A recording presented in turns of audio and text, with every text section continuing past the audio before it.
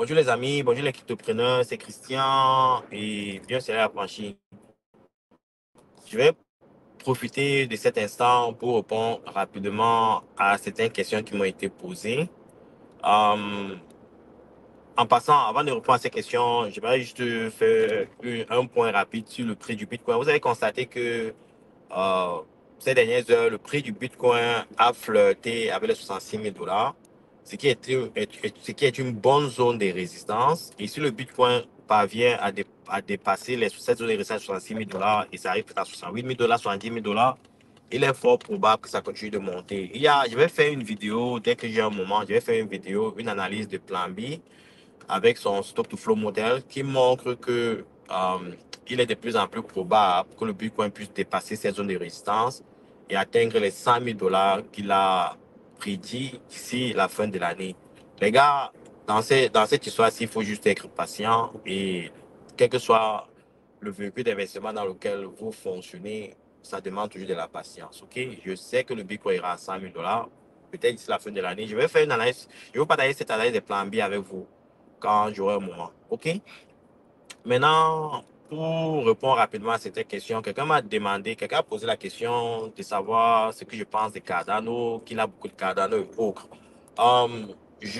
Au niveau technique, si je me fie à ce que Elvis Conjo dit le plus souvent, c'est un projet un peu académique, OK? Et ils prennent le temps, les académiciens prennent le temps pour construire leur plateforme parce que ça demande beaucoup de temps, beaucoup de recherches et autres. Donc, les académiciens, concrètement, par exemple, aux, aux développeurs, ils, la recherche est le fondement du projet, alors que les développeurs, ils font en quelque sorte, ils ont toujours les MVP, OK? Ils utilisent toujours les MVP, c'est Most Valuable Product, OK? Donc, ça veut dire que minimum viable product. Et minimum viable product, ça veut dire que ils créent un premier produit et ils améliorent le produit au fur et à mesure qu'ils avancent. C'est ce que Ethereum a appliqué comme delivery method, ok? Système de développement, la méthodologie de développement. Parce que ils créent d'abord des petits produits, ils essaient les produits et ils améliorent au fur et à mesure que le temps passe. C'est ce qu'Ethereum a fait, par exemple, ok? Alors que Cardano, son approche est un peu différente, ok? Cardano, il s'assure d'abord qu'il y a assez de fonctionnalités à travers les richesses qu'ils effectuent avant de délivrer en quelque sorte une partie du produit. C'est pour ça que ça prend le temps pour Cardano de, de en quelque sorte, de compétir avec des projets comme Ethereum. OK? Aussi, il faut savoir qu'il y a environ 3 ans, quand Cardano a créé son. Il faut aussi comprendre que il a pris du temps à Cardano pour avoir un decentralized exchange. Donc, ça veut dire qu'il était même difficile de créer des projets sur Cardano à un moment donné. Parce que, comme je vous ai dit, le focus, ce n'est pas délivrer le projet rapidement, c'est d'assurer que ce qu'on délivre est assez conséquent pour pouvoir remplir certaines fonctionnalités et certains besoins. Donc, personnellement, en tant que.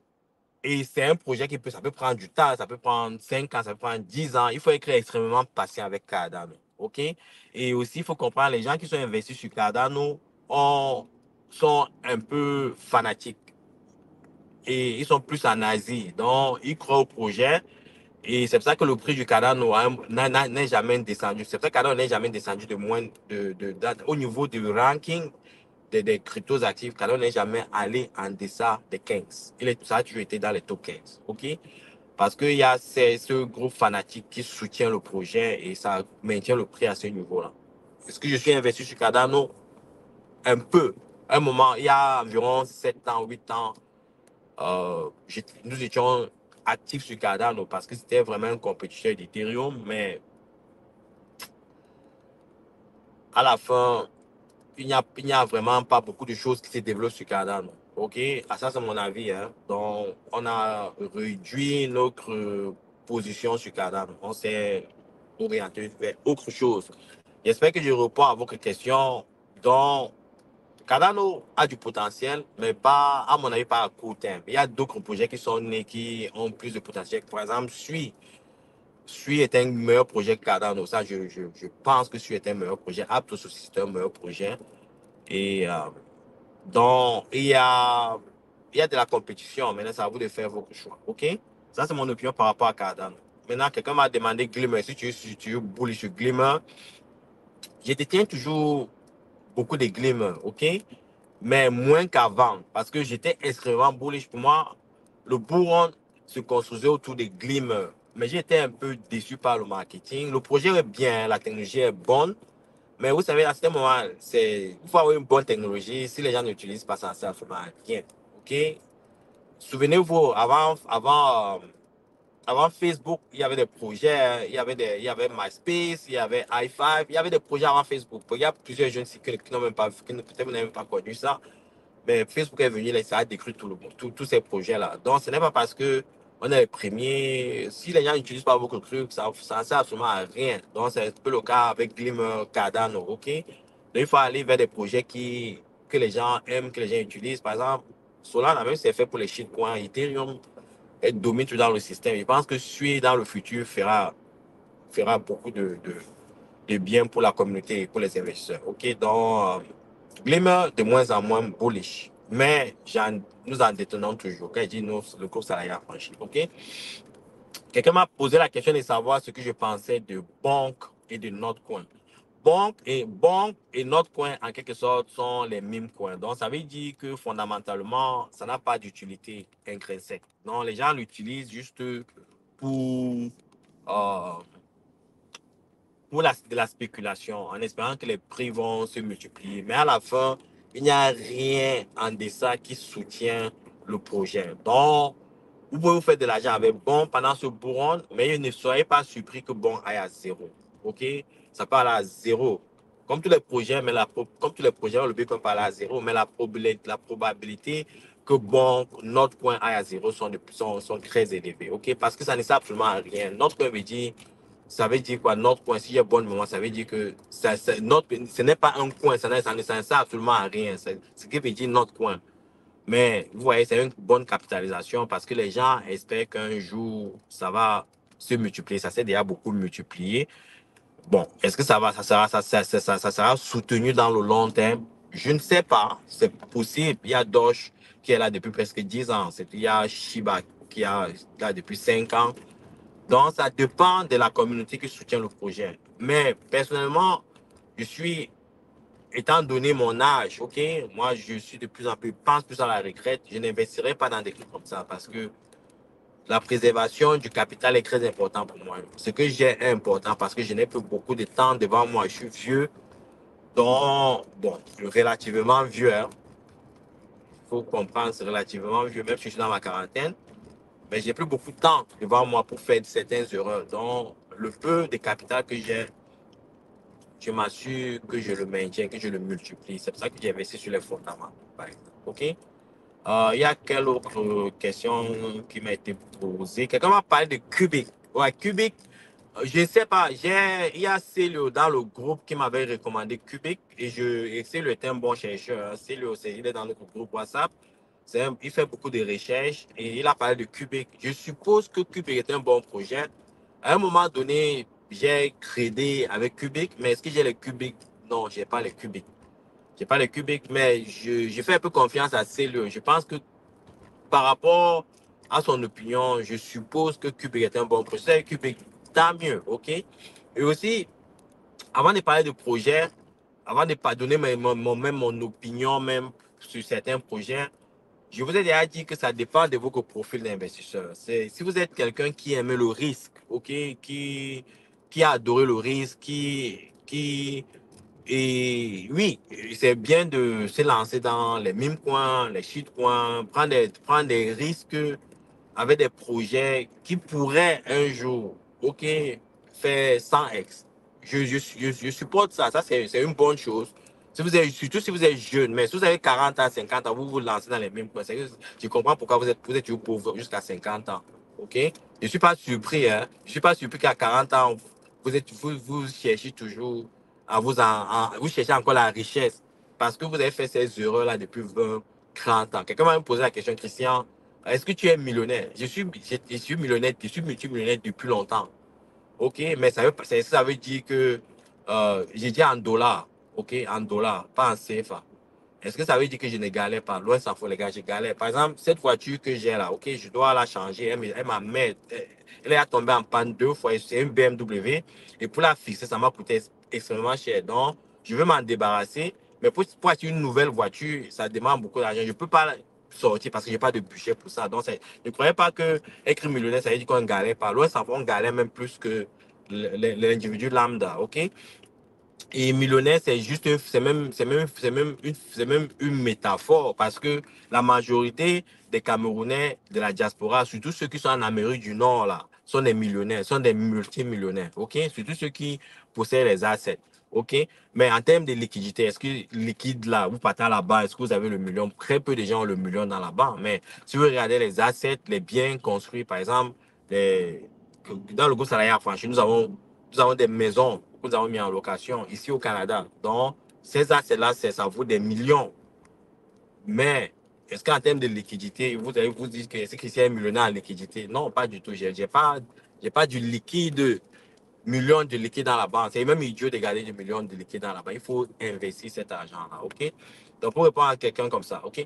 Donc, il faut comprendre une chose, les gars, ça dépend de votre profil d'investisseur. Par contre, si vous êtes dans votre quarantaine comme moi, là, OK, il faut la préservation du capital. Donc, faut en principe que votre tolérance des risques soit extrêmement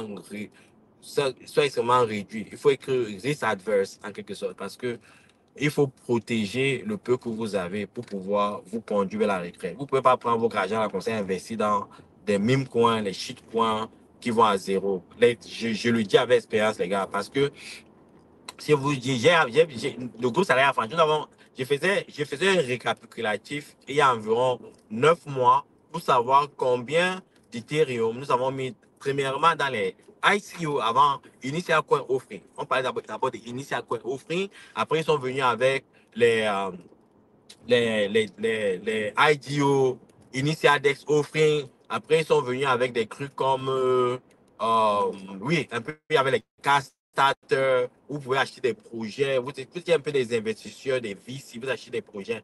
Les gars, j'ai calculé le nombre d'Ethereum que nous avons perdu, c'est plus de 400 Ethereum.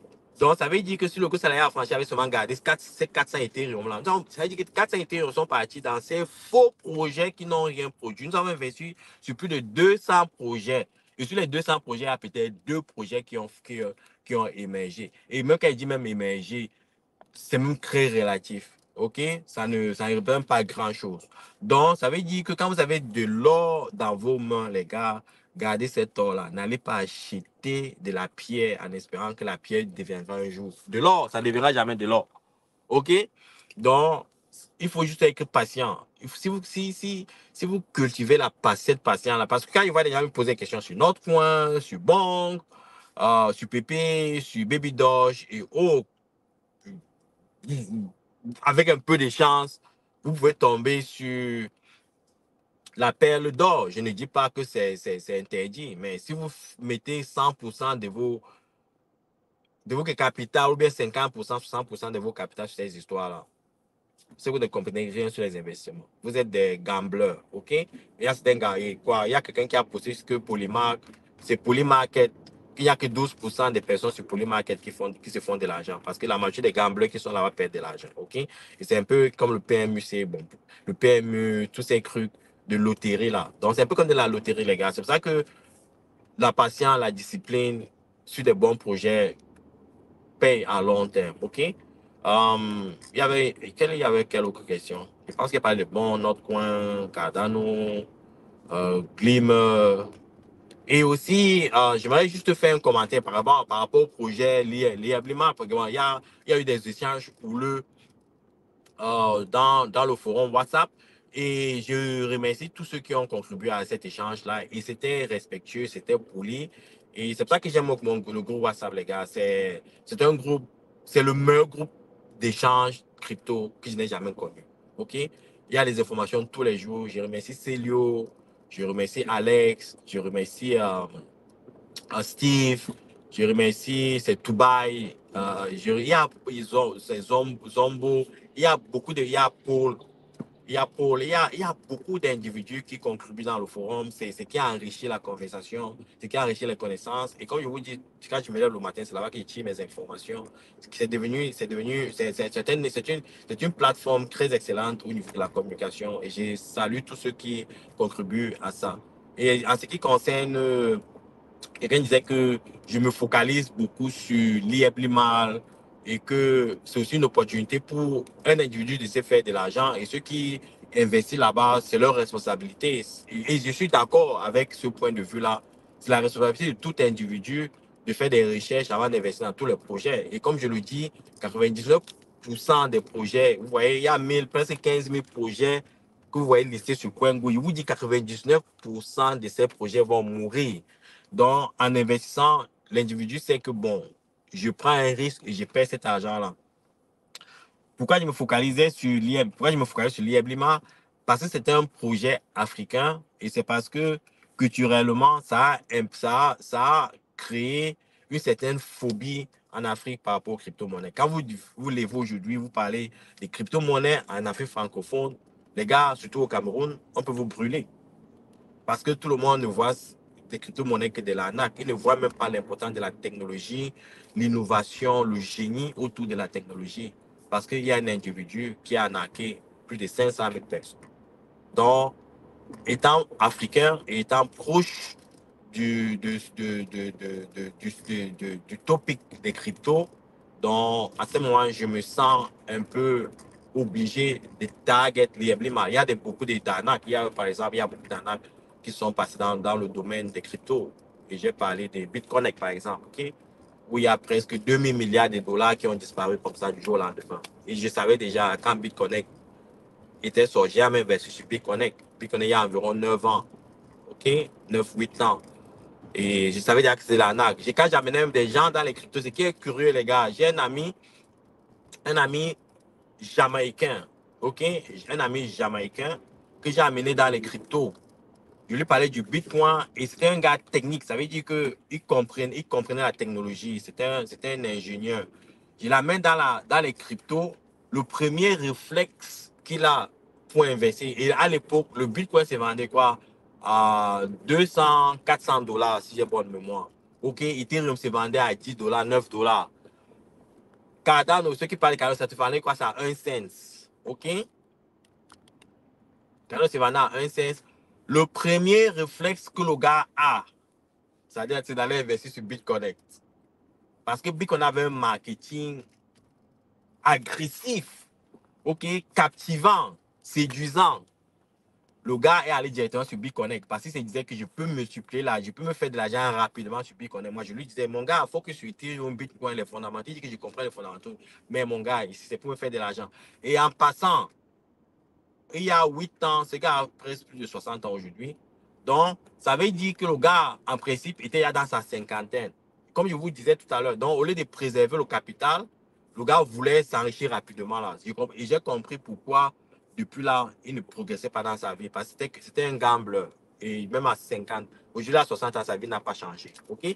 Donc, faites attention, les gars. Il faut protéger vos capitaux. Et surtout, comme je le dis, ça, c'est mon opinion. Ce n'est pas un conseil financier. Les fondamentaux, investissez un peu de votre capital, 10%, 20%, prenez du risque, mais 80% minimum, 80 à 90% minimum doit être dans des projets sérieux. Autrement, vous êtes des gamblers. Et si vous allez vous réveiller à 40 ans, 50 ans, il est comme mon ami. OK? Ciao.